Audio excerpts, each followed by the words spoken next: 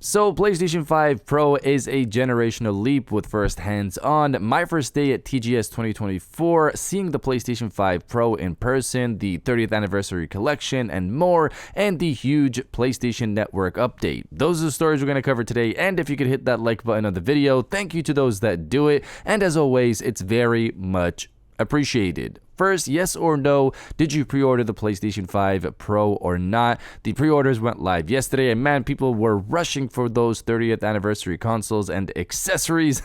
Those flew by. I managed to lock a regular PlayStation 5 Pro and a DualSense 30th anniversary controller, but that's just me. What about you? So comment below, yes or no, if you pre-ordered the PlayStation 5 Pro or not. Let me know down in the comments below.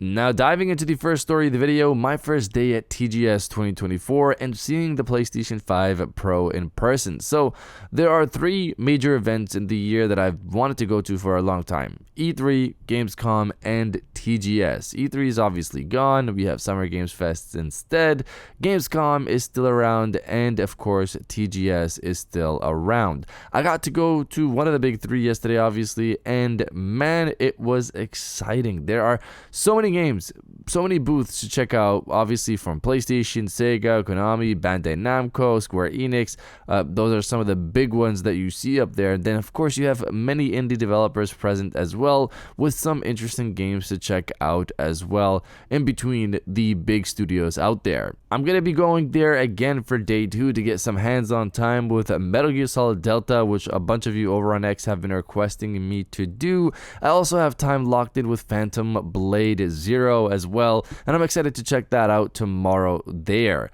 I've never been the biggest fan of the Yakuza franchise, but seeing the gameplay for Like a Dragon Pirate Yakuza in Hawaii, I've wanted to play that and see that gameplay for myself, and it's also at the event, it's also at TGS, and hopefully I can get some time in with that tomorrow as well. I'll probably make a quick recap of the stuff that I just mentioned here on Monday with my experience and stuff like that. Beyond that, I finally get to see the entire PlayStation 30th anniversary lineup in person, and wow, did everything look so good in the gray color setup, and of course with the PlayStation colors to match. One of the best looking in the lineup for me personally was the Portal. It looked clean, and I wish I was able to lock one of those down, but unfortunately that thing flew in a matter, like less than a second. It was gone.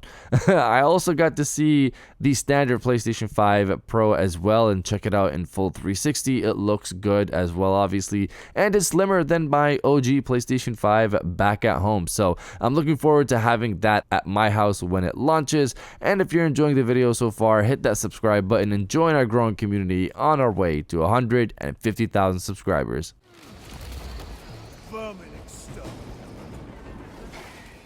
Now diving into the second story of the video, huge PSN update. Reading from The Verge, California Governor Gavin Newsom has signed a law to combat disappearing purchases of digital games, movies, music, and ebooks. The legislation will force digital storefronts to tell consumers they're just getting a license to use the digital media rather than suggesting they actually own it. When the law comes into effect next year, it will ban digital storefronts from using terms like buy or purchase unless they inform customers that they're not getting unrestricted access to whatever they're buying. So this is pretty huge, honestly. I wonder how people would react and what their purchasing habits will change to be after basically being overtly told that you're not actually buying any of the stuff that you're thinking you're buying. It's just you having a license to access this thing. I'm wondering how people will react to that. That's going to be wild if they manage to get that through come next year. But you guys let me know if you like this new potential law or not. Let me know down in the comments below.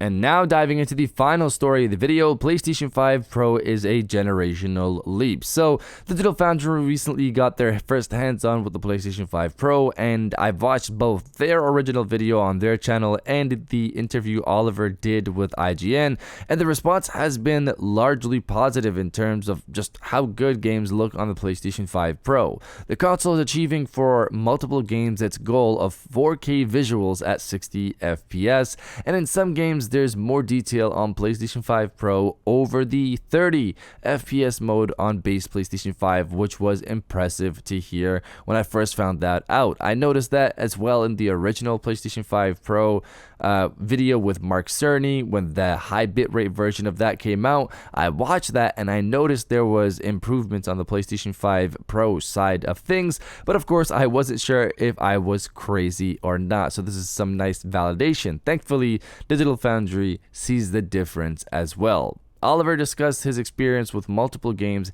when it comes to comparing the PlayStation 5 Pro to base PlayStation 5, and he said this about one specific game which he found to be the most impressive out of the bunch. Reading from WCCF Tech, Digital Foundry checked out the upcoming PlayStation 5 Pro console at a recent preview event and came back with an hour-long video to discuss their first impressions, with some excerpts of game developer interviews sprinkled in and show off some new footage from various games. F124 is the game Oliver found most impressive, and he said this about it on the PlayStation 5 Pro. Besides DDGI, Dynamic Diffuse Global Illumination, Codemasters has added 3 ray-traced effects for ambient occlusion, transparency, and opaque reflections. Moreover, anisotropic filtering has improved as well. According to Digital Foundry's Oliver McKenzie, these additions translate into an almost generational leap in visuals in some instances. However, image stability in this ray tracing mode isn't as stable as the base PS5 quality mode, probably due to a combination of PSSR and the noise caused by the ray traced effects.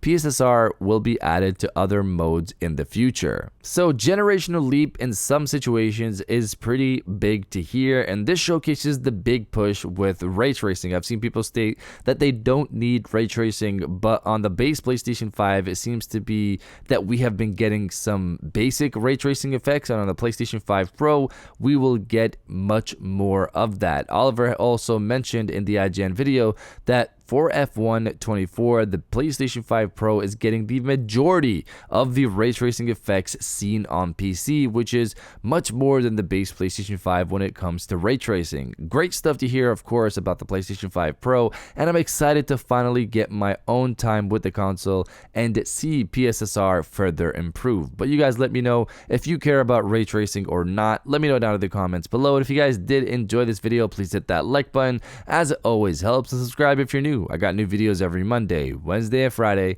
and now I'll check you guys out on the next one.